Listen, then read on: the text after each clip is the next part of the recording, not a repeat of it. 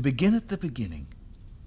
It is spring moonless night in the small town, starless and Bible black. The cobble streets silent and the hunched quarters and rabbit's wood limping invisible down to the slow black, crow-black fishing boat bobbing sea. The houses are blind as moles, though moles see fine tonight in the snouting velvet dingles. Or blind as Captain Cat, there in the muffled middle by the pump and the town clock, the shops in mourning, the welfare hall in widow's weeds. And all the people of the lulled and dumbfound town are sleeping now. Dylan Thomas was describing a town in Wales where he grew up. What he chooses to describe tells us what's important to him, like the cobbled streets or the wood coming down to the sea. And the way he describes it helps us feel that it's night time. Of course, houses can't see, but telling us they're blind as moles builds the picture the writer wants us to make in our heads. In this programme, we're going to think about poems that compare and describe and make pictures. What do you see when you look around you?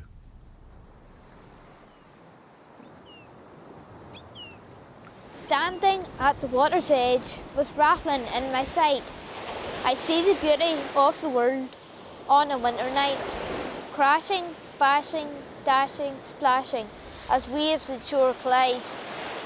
I feel the smoothness of the stones softened by time and tide, smelling salt and seaweed as I hear a seagull cry. Let me always remember this as life goes rushing by.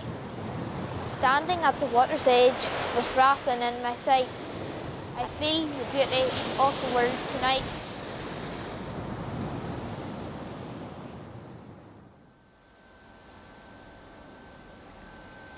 Here I am.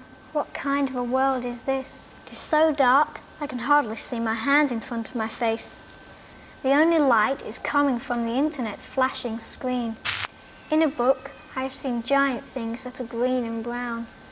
They loom over the children in the book, offering friendship. But did they really exist? I speak to my best friend, Louise, on the internet. She says she is famished, will soon die of hunger. All the boredom of eating cuboids of protein. My room is very small. It is like being trapped in a cage of gloom, never getting one breath of fresh air. At night, I have to sleep on the cold stone floor, only an old rugged blanket to give me warmth. I lie awake at night, petrifying thoughts running through my mind. I shudder and pull the blanket over my head. Sometimes, I wish I was in this thing called a park. When will this terrible tragedy ever end? Poems can mix different pictures and images together, like in this poem by Richard Edwards. The green scarf, Mr. Williams, hanging behind your door, thinks it's a snake. Be careful, Mr. Williams. Treat your green scarf kindly. Treat it well. Don't crush it, Mr. Williams. Don't trail it in the dirt. Don't sit on it. The green scarf, Mr. Williams, hanging behind your door, thinks it's a snake. You could look at that scarf and see a snake if you didn't know any better. No, surely not. But comparing like this can help you express how you feel about things. My fear is as red as the morning sun. It tastes like black burnt crisps, smells like onions, looks like a very strong storm, sounds like a scream in the middle of the night, feels like I am lying in a rose bush. My anger is as red splattered paint. It tastes like cold flat milk. It smells like bad coloured cheese. My anger looks like a runaway rat, sounds like a squealing mouse, and it feels like the horn of a bull hitting me. Fear. My fear is as black as the midnight sky. It tastes like cinnamon chewing gum. It smells like a bullet and looks like a gun. It feels rough and hairy and not very comfortable. When you say something smells like a bullet, then you're using a simile. Making comparisons like this can help you describe the world in a different way. I wrote this next poem after seeing a man at a building site and wondering what his life was like. "Look," said the boy, "the scaffold man at work is like a spider on his net." "No," said the scaffold man, "I'm just a fly in the trap the spider set." The boy said the scaffold man is like a spider on his net. That's a simile. But the man replied, "I am a fly." That's what we call a metaphor. We use metaphors all the time, like, "Don't be nosy. You're a pain in the neck." "The arm of the chair." I mean, it's not really an arm, is it? But we say it so often we've stopped thinking about what it actually means. But new and surprising metaphors can really make people see things differently. For example, if you were writing a poem about a rubbish dump, what if you said it was like a bedroom? My bedroom. Disgusting. Revolting. Yuck. Maggots are all creeping out. Slimy, stinky seagulls flying around.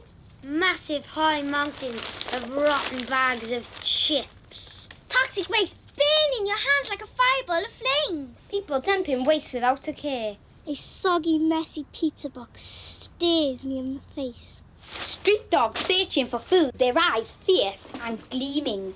A volcano erupting with filth and clothes. Sweaty, smelly socks. Where do I start? What shall I do? My mum is coming up the stairs. There's no escape. Sticky squash bottles cling to my feet. Help!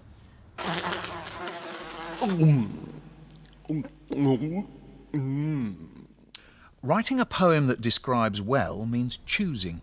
It matters which words you choose for your descriptions.